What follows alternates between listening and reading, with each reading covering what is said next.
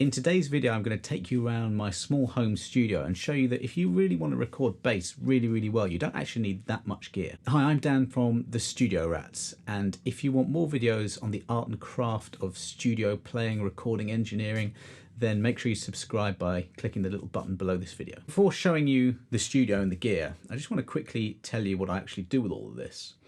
I've had two locations, the one you see here and a place I was living in before. And in those two locations, I've recorded for about 10 years now via my site onlinebassplayer.com. And it's kind of a remote online recording service for bass guitar and double bass. And so I have a website, and that's how I get kind of clients and work and things like that. And really, I've played on anything you can think of, really, from amateur singer-songwriters all the way up to kind of film and TV composers.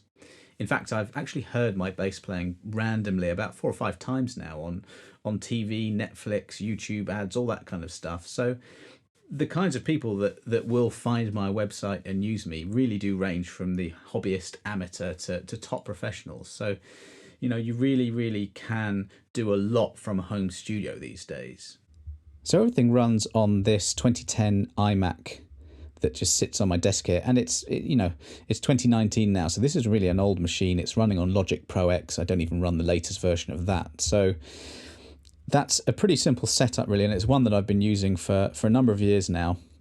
I'm only really recording audio. I do backing tracks and things like that, so Logic's quite good for that. I have a Roland XP30 for any of those backing tracks, playing keys, any ideas. There's a kind of MIDI controller. And then what I would say with bass really is that audio digital conversion, that's the big thing really. You've got all these lovely analog basses and you've got to get it into the computer and out. So this is really one area to make sure you buy quality gear. That's a Universal Audio Apollo 8, which I think is absolutely brilliant. I'll show you later my double bass, but that runs 4 signals and this just takes care of it. I use the plugins on it and it's really fantastic. Just below that is a Motu Ultralight, which I just use to run the MIDI off the XP30. But that really that's the kind of brains of the studio, and that's an area not to skimp on. Other companies that do really good stuff as Apogee and Presonus are doing some good AD converters that are relatively inexpensive. Monitor wise, I have these Neumann reference monitors, and I'm not doing much mixing or anything here, so that's really just so I can hear my bass nice and loud if I want that, or if I don't, I've got headphones here, the AKG K240s, which are okay, not bad at all. To be honest with you, I probably use the headphones more often than not. The other big thing really, especially for bass players, is to have a really good DI. Well, I don't know if it's most really. I mean, 2 of the classic ways of recording is DI straight into your desk or an amplifier. So what I tend to do is I have this Avalon U5, which is industry standard. It's absolutely brilliant. You can color the tone on that, but I just run it flat and it just gives you the transparent sound of the bass straight in.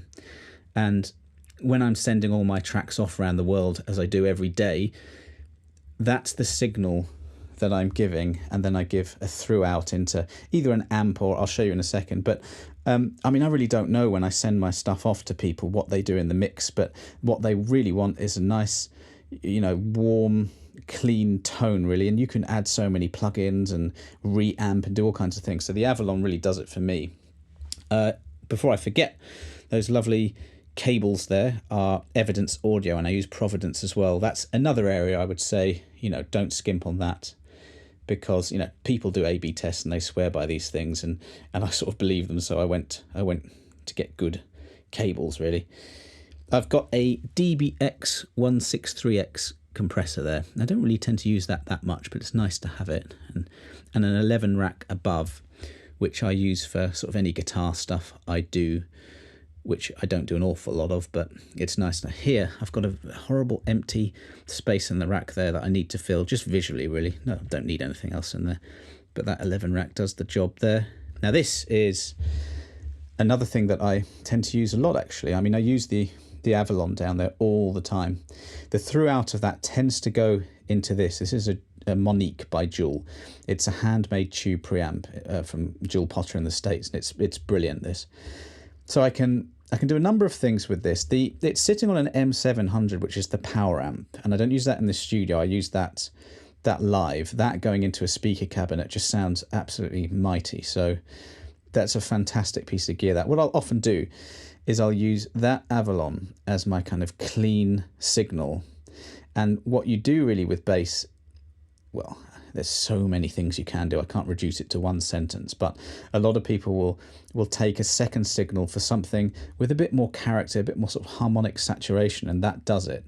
So I'll have that as my amp track, even if I'm not using an actual amp, which I do have, and I'll show you. But this pedal here, I've been using this recently. It's the Tech 21 NYC VT bass pedal, and I'll often come out of the Avalon and go into that, and that gives you a really great tone. I mean, the graphics on the amp there's a bit Ampeg B15 SVT. I think that's what they're going for, and you can get really subtle tones all the way up to some quite cranked, overdriven tones.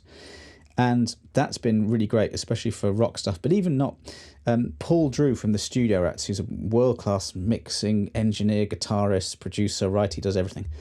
He uses this, and that's why I bought it, really. And some of the recent Studio Rats tunes, which I'll link to, I've been using that on, and it sounds absolutely brilliant. So, moving on. So there is one actual amp that I went to a gig, actually. Those guys there, Danny and the Champions of the World, fantastic band, check them out.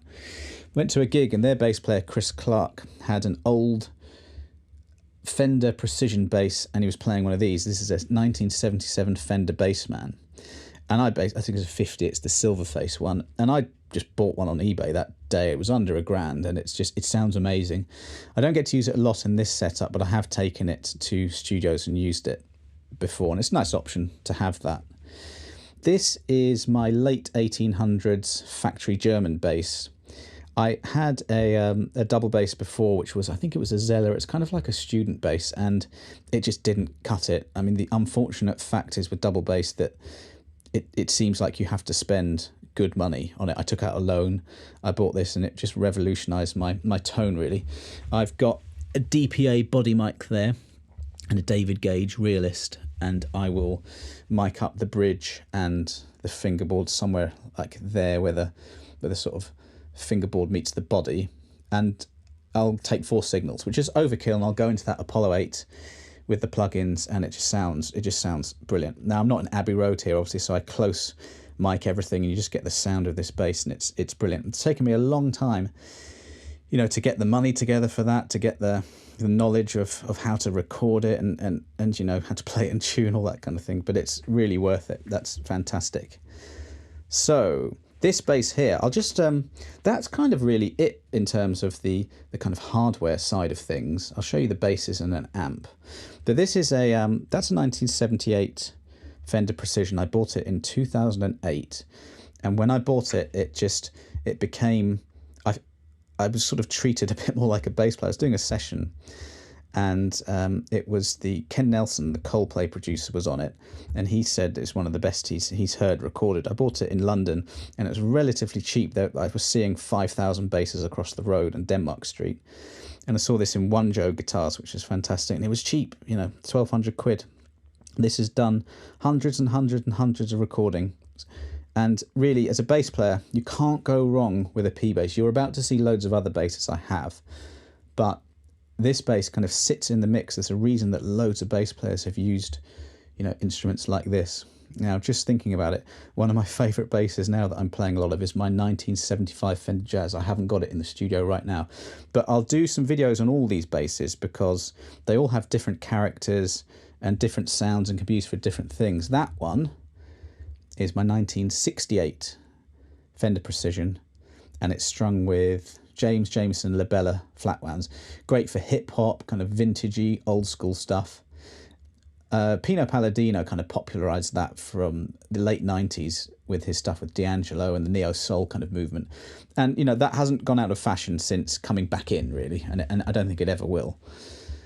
So, what have we got here? We've got a Boss Octave OC2, that's a classic bass pedal. For kind of 60s tones or that sort of thing. This is a famous late 60s, I don't know the exact year, hollow body bass. And, it doesn't have to be restricted to 60 things. A lot of bass players like to, have a tone that's a little bit out of the box. Like the P bass will fit into almost any style of music, but sometimes you want something a little different. That too has Labella flat wounds on it. Now this amp here, that's a 1966 Ampeg B15, and that's kind of the holy grail benchmark really of amps. And whilst I don't get to use it too often here, it just is a brilliant thing to have, and I take it to 2 studio sessions if they kind of exist anymore, which there are fewer and fewer. But for me, I've got my online, onlinebassplayer.com, so I do loads of sessions regardless of what the state of the industry is in London, which is one of the best places to do it. So yeah, these basses tend to cover every kind of sound I need. Like I say, I'll do some videos on the individual ones, and if you've got any questions on any of these, leave a comment in the comment box below and I'll let you know. But here we go. That's a JMJ Mustang, Justin Meldal Johnson. And if any of you are looking for a relatively cheap bass, is under £1,000, that's great for recording. Maybe you're a guitarist. That's a short scale bass, really, really easy to play. It's kind of looks tiny, but it's got a huge sound. They are amazing basses, and that's just going to be a classic, that one. I really highly recommend you check that one out. Got a Rickenbacker 4001 there, 1978. That's the only bass that creates that tone. A 73 Gibson EB3 down there, and I kind of went for a lot of the 70s basses when I was starting to sort of build this sort of session collection, if you like. They were relatively cheap, so that's why I got them, and they sounded good. I went to and tried them out. You've got to do that when you're playing these. This Fender here is a lie. That's not a Fender at all. That's a Warmoth neck and a Warmoth body, and I put this whole bass together, bare knuckle pickups, Tomastic Infeld flat wounds, again just for another tone. When I put it together, it was just a bit of a laugh really to see what it was all like. It was quite fun to do. This is a great bass here, the Lakeland. It's a fretless. I bought that from the Bass Gallery in London, and Pino Palladino had this before me. He played on a couple of David Sanborn records in the 80s with it, and the hard case has got some Joan Armour Trading stickers on it. So that's really cool.